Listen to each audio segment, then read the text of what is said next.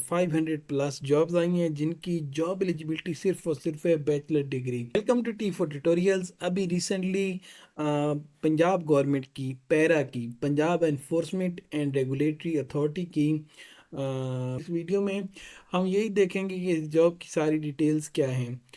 तो एक तो हमारे पास एनफोर्समेंट ऑफिसर की वैकेंसीज आई हैं जो कि 14वें स्केल की हैं और टोटल 299 वैकेंसीज हैं।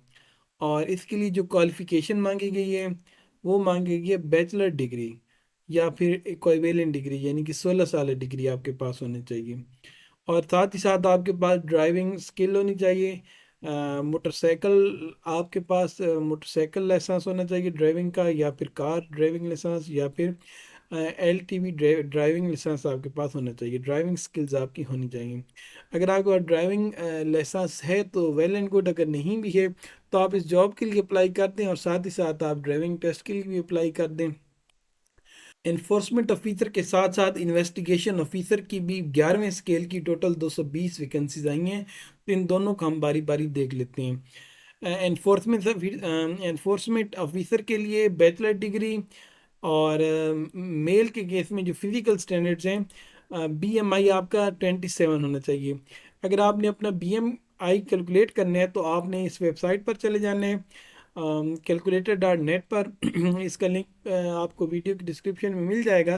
तो आप इस वेबसाइट पर जाएंगे और यहाँ पर आपने अपनी एज लिख देनी है, जो भी आपकी एज है। मिसाल के तौर पर आपकी एज है 23 ईयर्स, और आपने अपनी जेंडर सेलेक्ट करनी है और आपने अपनी हाइट बतानी है और आप अपना वेट बताएंगे, जो भी आपका वेट है। फिर कैलकुलेट पे क्लिक करेंगे तो यहाँ पर ये आपको आपका BMI बता देगा। जिस तरह ये देखेंगे रिजल्ट में बता रहा है कि BMI 20.1 kg है। तो अगर आपका BMI 27 तक है मेल के केस में तो आप अप्लाई कर सकते हैं। इसी तरीके से फीमेल के केस में अगर आपका 27 तक है तो फीमेल्स भी अप्लाई कर सकती हैं। मेल के केस में हाइट होनी चाहिए विदाउट शूज 173 सेंटीमीटर। जूतों के बगैर आपने अपनी हाइट चेक करनी है और 173 सेंटीमीटर तक होनी चाहिए। फीमेल के केस में हाइट 162 सेंटीमीटर 162 सेंटीमीटर तक भी काबिल कबूल है। मेल के केस में 1 मील रनिंग आपने करनी होगी और 9 मिनट के अंदर अंदर आपने 1 मील रनिंग करनी होगी। और फीमेल के केस में आपने 14 मिनट के अंदर अंदर 1 मील दौड़ लगानी होगी। मेल के केस में चेस्ट मेजरमेंट की अगर हम बात करें तो अगर नॉर्मल चेस्ट आपकी होनी चाहिए 34, और सांस फुला के एक्सपेंडेड आपकी 36 जैसे ऊपर होनी चाहिए। फीमेल के केस में चेस्ट मेजरमेंट एप्लीकेबल नहीं है। और आई साइट जो है, आई साइट आपकी 6x6 विद ग्लासेस होनी चाहिए। और कलर ब्लाइंड अगर आप हैं तो कलर ब्लाइंड इस जॉब के लिए एलिजिबल नहीं है। तो ये था इन्फोर्समेंट ऑफिसर का फिजिकल स्टैंडर्ड। इसी तरीके से इन्वेस्टिगेशन ऑफिसर के लिए अगर आप अप्लाई करने चाहते हैं तो इसके लिए भी सेम वही क्राइटेरिया है। बस थोड़ा सा फ़र्क है, वो आप मैं इस जॉब का एड जो है वो उसका लिंक वीडियो डिस्क्रिप्शन में डाल दूंगा, वो आप देख लीजिएगा कि थोड़ा सा अगर फ़र्क है इन दोनों जॉब्स के फिजिकल स्टैंडर्ड में तो मामूली सा फ़र्क क्या है। एज की अगर हम बात करें तो 23 से 32 साल तक की एज है एनफोर्समेंट ऑफिसर के लिए। और इन्वेस्टिगेशन ऑफिसर के लिए एज मांगी गई है 23 से 28 साल तक। और नॉर्मली जो हमारे पास जॉब्स आती हैं उनमें एज रिलैक्सेशन भी होती है, लेकिन इस जॉब के लिए एज रिलैक्सेशन अप्लाई नहीं होती। डोमिसाइल आपका पूरे पंजाब में कहीं का भी होना चाहिए। पंजाब के किसी भी ज़िले से अगर आप बिलोंग करते हैं तो आप इस जॉब के लिए एलिजिबल हैं। तो इस जॉब के लिए अप्लाई करने की आखिरी डेट है 26 जनवरी। 26 जनवरी तक आपने अप्लाई कर देना है। 26 जनवरी से पहले पहले अप्लाई कर दें, क्योंकि जब आखिरी डेट्स आती हैं तो वेबसाइट्स हैवी हो जाती हैं, लोड बढ़ जाता है, जिसकी वजह से आप अप्लाई सही तरीके से नहीं कर पाते। तो आपने पहले ही अप्लाई कर देना है। तो अप्लाई करने के लिए आपने यहाँ पर जाना है jobs.punjab.government.pk, ये वेबसाइट है। इसका लिंक इस ऐड पे भी है। इस लिंक पे क्लिक करेंगे आप तो आप डायरेक्ट इस वेबसाइट पर आ जाएंगे। तो यहाँ पर जाकर आपने इस जॉब के लिए अप्लाई कर देना है। अभी मैं वापस अपने ऐड पर आता हूँ और इस ऐड की बाकी चीज़ें हम देखते हैं। ये जो वैकेंसीज हैं ये डिफरेंट डिवीजन्स में वैकेंसीज हैं। भावलपुर, DG खान, फैसलाबाद, गुजरांवाला, गुजरात, लाहौर, मुल्तान, रावलपिंडी, साहिवाल और सरगोदा, और इन तमाम डिस्ट्रिक्ट्स में ये वैकेंसीज आई हैं। नंबर ऑफ़ वैकेंसीज की अगर हम बात करें तो हर डिवीज़न की अपनी नंबर ऑफ़ वैकेंसीज हैं जो कि इस ऐड में मेंशन है, वो आपने देख लेनी है। अप्लाई करने के लिए आपने ये ख्याल रखना है कि इसमें एज रिलैक्सेशन बिल्कुल नहीं है।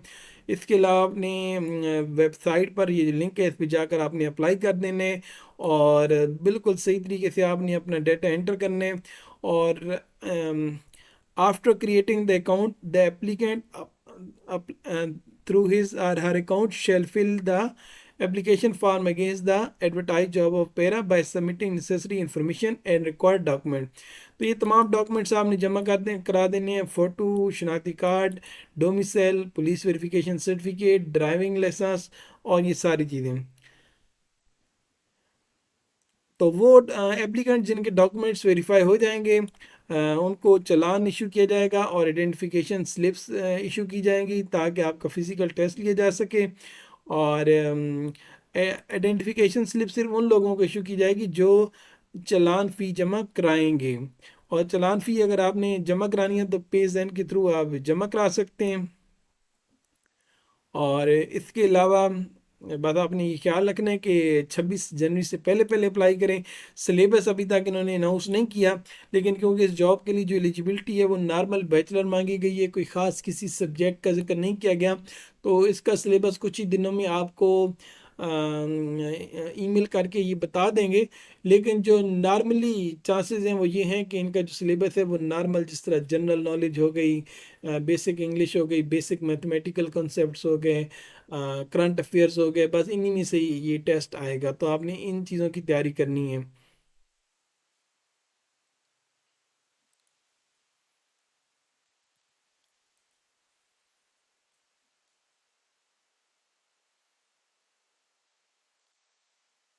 तो बाकी जब भी ये सिलेबस अनाउंस हो जाएगा तो T4tutorials.com, जैसे कि आप जानते हैं कि इस वेबसाइट पर पहले भी हम मुख्तलिफ जॉब्स के लिए MCQs अपलोड करते रहते हैं। तो इस वेबसाइट पर आपके तमाम सिलेबस रिलेटेड MCQs अपलोड हो जाएंगे। अभी भी ये अपलोडेड है MCQs, लेकिन प्रॉपर जब ये सिलेबस अनाउंस होगा इस जॉब का तो फिर एक प्रॉपर एक कैटेगरी बनाकर आपको ये सारे MCQs दिए जाएंगे। तो आपने अगर इस तरह की वीडियोस देखना चाहते हैं हमारे चैनल पर, और इस तरह की मुख्तलिफ चीज़ें आप देखना चाहते हैं, तो चैनल को सब्सक्राइब ज़रूर कर लें और बेल आइकन प्रेस कर लें ताकि जब भी कोई इस तरह की कोई और वीडियो अपलोड हो तो नोटिफिकेशन आपके पास पहुंच सके। और इससे रिलेटेड अगर कोई भी आपका सवाल है, जाहिर सी बात है कई चीज़ें होंगी जो मैं इस वीडियो में कवर नहीं कर पाया, तो अगर आपका कोई भी सवाल है इससे रिलेटेड तो वो आपने कमेंट करके ज़रूर पूछना है। इंशाल्लाह मैं पूरी कोशिश करूँगा कि आपको जवाब दूँ। शुक्रिया।